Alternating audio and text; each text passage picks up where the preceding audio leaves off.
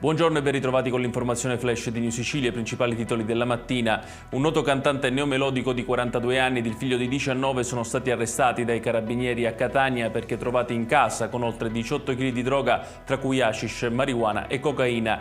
All'interno dell'appartamento rinvenute anche armi e munizioni.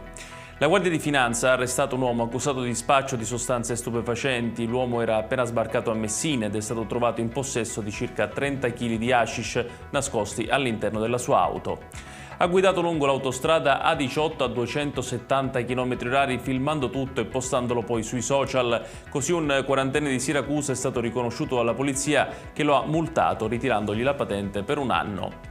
Maltrattata dal compagno, una donna ha trovato rifugio nel teatro comunale di Vicari, nel Palermitano, dove si stava svolgendo una manifestazione contro la violenza di genere. I carabinieri presenti alla manifestazione hanno soccorso la donna e arrestato l'uomo.